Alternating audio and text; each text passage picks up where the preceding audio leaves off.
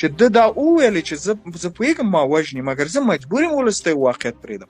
آیا رښتیا ډاکټر نجیب بېګناه خلک اعدامول؟ په هغه وخت کې د خلکو ژوند څنګه و؟ په دې اړه د امریکا غږ خبریال سید سلیمان آشنا تاریخي حقیقتونه همدلته واورئ او چینل سبسکرایب کړئ. دا د ده دپاره جنګ ته جوړه شوه مګر نجیب الله دا ټول رسوا کړل د خپل ژوند په خطر. ملګري د لاسه ورکړل، هر څه یې د لاسه ورکړل. کاشکې هیله جانه وی چې دا یې اورېدلی وی د خبر ده په ده باندې ځکه و چې هغه یادېدله چې ده دا وویلې چې زه پوهېږم ما وژني مګر زه مجبور یم ولس ته واقعیت پرېږدم. دا چې ځینې مخالفین یا ځینې شاید توجیه کړي چې د ډاکټر نجیب مخکې دوره کې چې د دې رئیس جمهور شي هغه دوره توره وه، ښه نه وه ځکه چې دی د خاد په نوم یو شبکې رئیس و چې هلته ډېر ملکي خلک ووژل شو. اوس ټول باید په دې پوه شي، هر څوک چې دا ادعا کوي باید اول مطالعه ډېره وکړي. ډاکټر نجیب په رسمي اسنادو کې ما په خپله چون زه کوشش کوم چې دا توجیه کړی شم سبا ته څوک ماته ونه وایي چې ته ځان نه لګوې. 9 نفر چې د یو شخص د اعدام حکم باید امضا شوی وي. په دې ټول باید پوه اوسي چې حزب دیموکراتیک یوازینی اورګنایزد ګوند و چې دوی کې چا رشوت په اسانۍ نشو خوړلی. دوی کې داسې یو فکر ترویج شو چې اکثریت ته زه نه وایم چې غلط خلک پکې نه وو، پکې به وو، مګر اکثریت دوی خپل شخصي ملکیت نشو اخیستلی. دوی مبارزه په دې باندې وه چې موږ که سوشیالیزم خبره کوو چې خلکو ته کور ورکو، ډوډۍ ولري، او هغه وزیر چې کم غوړي خوري همغه غوړي باید یو عادي مامور هم وخوري. هغه کور کې چې وزیر اوسیږي باید یو عادي معلم هم خپل هغه مکرویانو حق ولري هلته کور واخیستلی شي.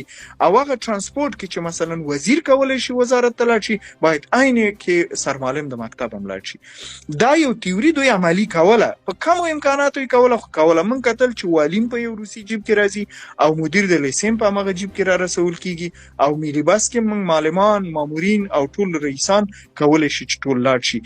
دا صحیح ده چې ډیر ایډیال فکر یا مثلا ډیر محدودو ښارونو کې و ده، مګر دا فکر د عملی او د تطبیق حالت کې و.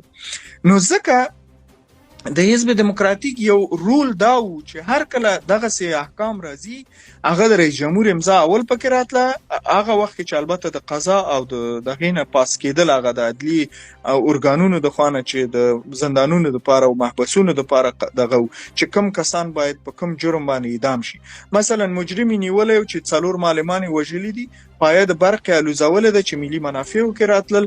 عمومي سړک یې چې قیر سړک و چې هغې باندې بیت المال مصرف شوی هغه یې سوریه کړی و، بام یې ورته ایښی او ټول یې الوزولی چې د کاریز اوبه بندې شي، چې کته قریه کې 300 کلي دي چې هغوی ته اوبه لاړې نه شي چې پرووک شي د نظام په خلاف پاڅېږي.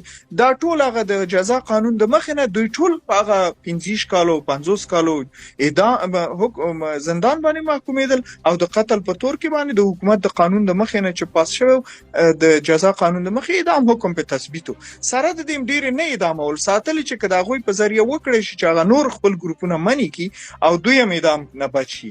اکثره فرمانونو کې تاسې به لیدلي چې که ویل ولئ اعدام کې د اختر په ورځو کې اکثره معاف کېدل، مثلا 20 کالو ته به قید راغی یا 10 کاله، اما د اعدام نه کوشش کوو چې بچ شي، ځکه چې حکومت د ملي ګټو په نوم باندې دا تشخیص کړی و چې دا افغانان دي، د بل چا د ابزارو په صفت استفادې کې موږ باید د دوی اعدام. تاسې په دې اړه څه نظر لرئ؟ کمنټ کې شریک او چینل سبسکرایب کړئ.